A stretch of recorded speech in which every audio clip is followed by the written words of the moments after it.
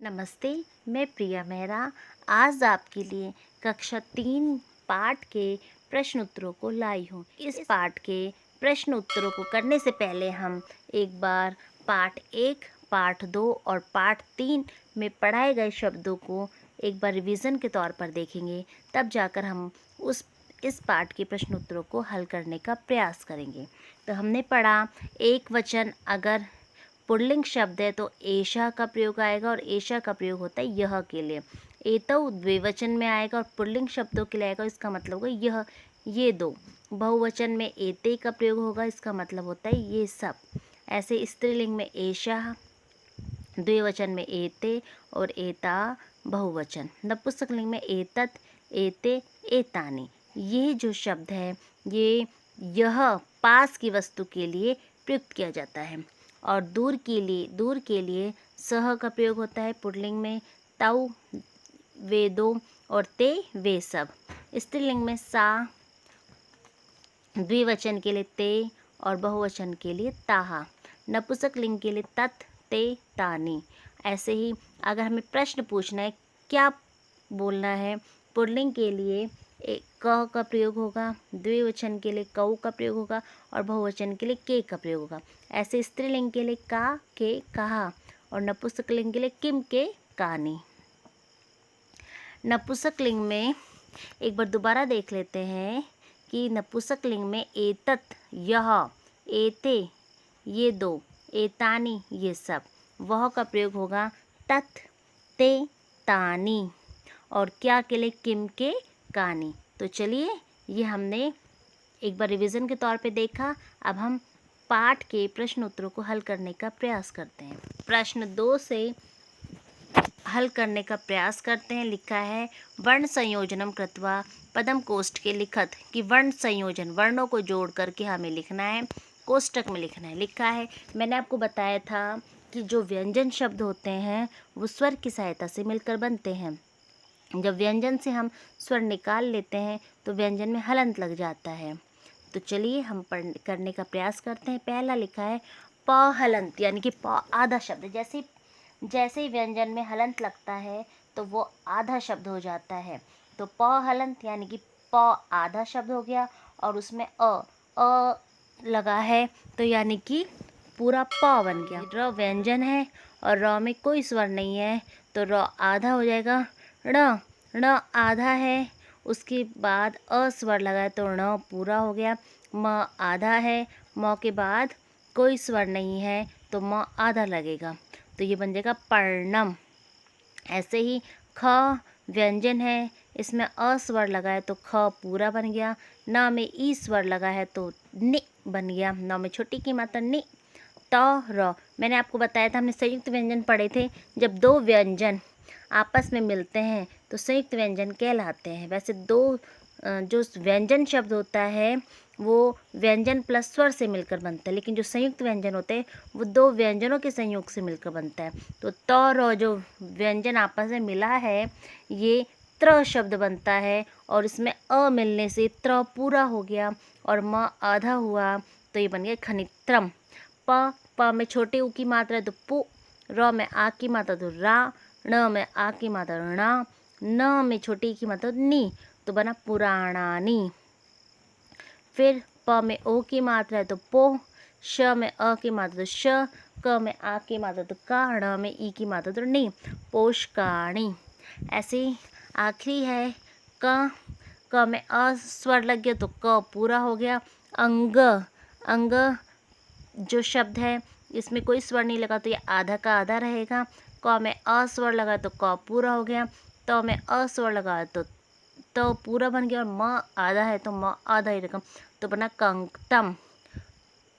तो चलिए ख हम करते हैं। लिखा है अधोलिखितानाम पदानाम वर्ण विच्छेदम कुरुत, कि नीचे जो पद लिखे गए हैं उसका हमें वर्ण विच्छेद करना है, यानी कि वर्णों को तोड़ कर लिखना है। लिखा है व्यंजनम, देखिए व आधा है तो व में कोई स्वर नहीं लगाएंगे तो हमने व में हलंत लगा दिया तो बन गया आधा व। य में कोई मात्रा नहीं दिख रही, यानी कि इस य में अस्वर लगा है तो लिखेंगे य धन अ। ज में हमें कोई मात्रा नहीं दिख रही तो ज धन अ। न में कोई मात्रा नहीं दिखे तो न धन अ। म आधा है तो म में कोई स्वर नहीं लगाएंगे, सिर्फ म हलन छोड़ देंगे तो बन गया व्यंजनम। दूसरा है प में छोटे ऊ की मात्रा है तो प हलंत करा, धन ऊ लिखा। स आधा है तो स में हलंत लगा देंगे तो स बन गया। त है, त में कोई मात्रा नहीं दिखी तो त धन अ। क है, क धन अ। म जो है, म को आधा छोड़ देंगे तो बन गया पुस्तकम। ऐसे भित्तिकम है, भ में छोटी की मात्रा तो भी। त देखिए पहले आधा तो है तो आधा त लिखेंगे, फिर त में ई की मात्रा लगे, क्योंकि जो स्वर होता है हमेशा व्यंजन में लगता है, तो पहले व्यंजन वर्ड को लिखते हैं उसमें स्वर लगता है। तो पहले आधा तो है तो पहले आधा त को लिखेंगे, फिर त धन ई, फिर क में कोई मात्रा नहीं दिखे तो क धन अ, फिर म कर देंगे, बन गया भित्तिकम। फिर लिखे नूतनानी, न में बड़े ऊ की मात्रा है तो न धन ऊ। त में कोई मात्रा नहीं दिखी तो त धन अ, फिर न में आ की मात्रा तो न धन आ, फिर न में ई की मात्रा नी, बन गए नूतनानी। फिर लिखा है वातायनम, व में आ की मात्रा है तो वो धन आ, त में आ की मात्रा त धन आ, य में कोई मात्रा नहीं दिखे तो य धन अ, न में कोई मात्रा नहीं दिखे तो न धन अ, म हलंत लगा है तो म को आधा छोड़ देंगे, बन गया वातायनम। फिर लिखा है उपनेत्रम। देखिए ऊ जो शब्द है ये स्वर है तो ये स्वर अपने आप में पूरा होता है, इसमें कुछ नहीं लगाएंगे। ऊ धन ऊ का ऊ ही रहेगा, तो ऊ शब्द अपने आप में पूरा है तो ऊ छोड़ देंगे। उसके बाद प है, प में कोई मात्रा नहीं तो प धन अ करेंगे, न में ए की मात्रा तो न धन ए। त्र लिखा है तो मैंने आपको बताया था त्र जो है संयुक्त व्यंजन है, ये त धन र वर्ण के संयोग से बनाए हैं। तो जब हम त्र को पूरा करेंगे तो धन अ कर देंगे, म आधा है तो बन गया उपनेत्रम। फिर प्रश्न 3 दिया गया है, इसमें दिखा है चित्राणि दृष्ट्वा संस्कृत पदानि लिखत। आपको चित्र देखकर संस्कृत के शब्द लिखना है। देखिए पहला जो चित्र है आम का चित्र बना हुआ है, तो जो आम को संस्कृत में आम्रम कहते हैं। दूसरा जो शब्द है पत्ते का चित्र बना हुआ है तो उसे पर्णम कहते हैं।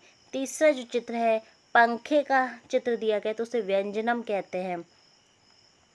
चौथा जो चित्र है आपको रुमाल का चित्र लगा हुआ है तो उसको हम कहेंगे करवस्त्रम। ये जो सारे शब्द है ये सारे शब्द नपुंसक लिंग हैं। अब फिर सूत्रम आएगा और लास्ट आपका आ जाएगा छत्रम। ये जो देखिए जो पहला आम्रम है इसमें म में हलंत लगा देंगे।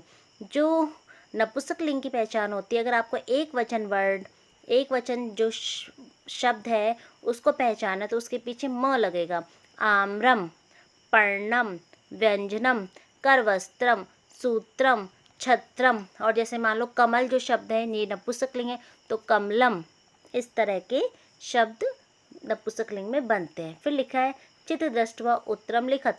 चित्र को देखकर हमें उत्तर लिखना है। लिखा है किम पतति। किम मतलब क्या, पतति मतलब गिरता है। तो देखिए इस चित्र में हमें फल गिरता हुआ दिखाई दे रहा है तो फलम पतति। कई बार आप देखते हैं कि म हलंत लगा होता है तो कहीं पर अनुस्वार यानी कि बिंदी के रूप में आता है। तो देखिए बिंदी के रूप में तब आता है जब उसके बाद का जो वर्ण होता है व्यंजन होता है। अगर स्वर होता तो वो बिंदी आधा म के रूप में आ जाती। देख जैसे लिखा है किम पतति, तो इसका आंसर आएगा फल गिर रहा है तो फल नपुंसक लिंग है, नपुंसक लिंग का शब्द है तो फल को नपुंसक लिंग बनाने के लिए हम उसमें म जोड़ देंगे। लेकिन इसके बाद जो शब्द है पतति, इसमें प व्यंजन आ रहा है तो हम म न लिख के अनुस्वार लगा देंगे तो बन गया फलम पतति।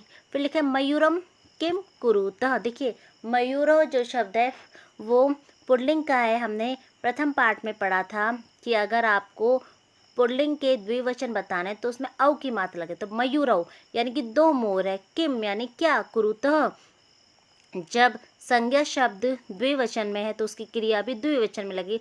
तीतः अंति पढ़ा था हम तो तह आ रहा है, कुरुतः आ रहा है तो यानी कि द्विवचन में आ गया। तो मयूरव यानी कि 2 मोर, किम मतलब क्या, कुरुतः मतलब करते हैं। कि दो मोर क्या करते हैं, तो आंसर आएगा मयूरहु नृत्यतः। मयूर जो है, दो मोर हैं, नाच रहे हैं, तो नृत्यतः हो जाएगा।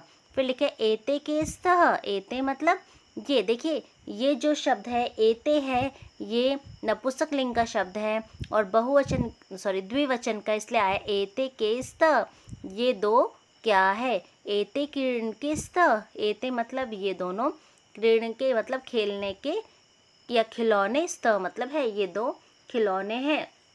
फिर लिखा है बालिका किम कुर्वन्ति। देखिए बालिका जो शब्द है वो स्त्रीलिंग का है और बहुवचन में है, इसलिए विसर्ग लग गया। तो बालिका किम कुर्वन्ति यानी कि लड़कियां क्या करती है। बालिका पठन्ति, लड़कियां पढ़ती है। कानि विकसन्ति। कानि मतलब क्या, विकसन्ति मतलब खिल रहे हैं, क्या खिल रहे हैं, पुष्पाणि विकसन्ति। देखिए पुष्पाणि जो शब्द है बहुवचन और नपुंसक लिंग है, तो बना पुष्पाणि विकसन्ति। फिर हमारा है प्रश्न 5, निर्देशानुसारम वाक्यानि रचत। हमें निर्देश दिए गए हैं, उसके अनुसार हमें वाक्य की रचना करनी है। एतत् जो शब्द है यह नपुंसक लिंग का है और एक वचन का है, इसलिए आए एतत् पतति। इसका हमें बहुवचन बनाना है, तो एतत् का बनेगा एतानि, तो एतानि पतन्ति, तो क्रिया भी लग जाएगी उसी के अनुसार, अंति तीता अंति, तो एतानि पतन्ति। फिर लिखे एते पढ़ने स्तः। एते मतलब ये दो, पढ़ने मतलब पत्ते, स्तः है ये दो पत्ते हैं, इसका हमें बहुवचन बनाना है, तो एतत्, एते जो था एतत्, एते एतानि। एतत् एक वचन में, एते द्विवचन में और एतानि बहुवचन, तो इसका बहुवचन बनेगा एतानि पर्णानि सन्ति। फिर लिखा है मयूरः नृत्यन्ति। देखिए मयूरः जो शब्द था हमारा ये पुल्लिंग का है और मयूरः जो शब्द है एक वचन है, नृत्यति मोर यानी एक मोर नाचता है। इसका बहुवचन बनाना था, हमने पढ़ा था पुल्लिंग का जब अगर हमें बहुवचन बनाना है तो आ की मात्रा लगा के विसर्ग लगा देंगे, बनेगा मयूरः। और नृत्यन्ति हमने पढ़ा था क्रिया में अगर बहुवचन तो तीत अंति, अंति बहुवचन में तो बनेगा मयूरः नृत्यन्ति। एतानि यानानि। एतत् एते एतानि, तो एतत् एते द्विवचन बनेगा एते और यानानि का बनेगा याने। फिर लिखा छात्रे लिखतः। देखिए जो छात्रे हैं ये द्विवचन में, हमने पुल्लिंग शब्द का पढ़ा था, तो छात्र अगर एक छात्र हो तो छात्र के बाद विसर्ग लग जाता, द्विवचन में है तो ये द्विवचन में है तो एक ही मात्रा के छात्रे, और बहुवचन में होता तो छात्राः, तो इसका बहुवचन बना तो बनेगा छात्राः। लिखत का बन जाएगा लिखन्ति। फिर लिखा है नारिकेलम पतति। नारिकेलम जो नारियल शब्द है नपुंसक लिंग का है, इसका हमें द्विवचन बनाना तो बनेगा नारिकेले और पतति का बन जाएगा पततः।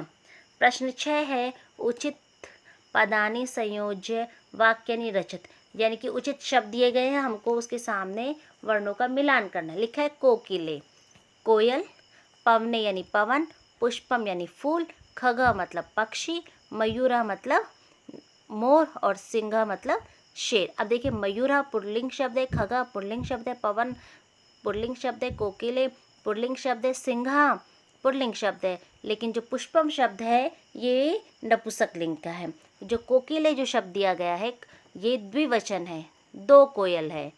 पवनः जो पवन हवा है ये एक वचन में, पुष्पम ये नपुंसक लिंग का एक वचन है, खगा मतलब पक्षी ये एक पक्षी के बारे में बताया है, मयूरः यानी बहुत सारे मोर बहुवचन है, सिंहा यानी बहुत सारे शेर। अब देखिए लिखा है कोकिले, उसके सामने लिखा है विकसति, तो देखिए विकसति का मतलब होता है खिलना, तो क्या खिलेगा, पुष्प फूल ही तो खिलेगा, तो इसका आंसर का पुष्पम विकसति।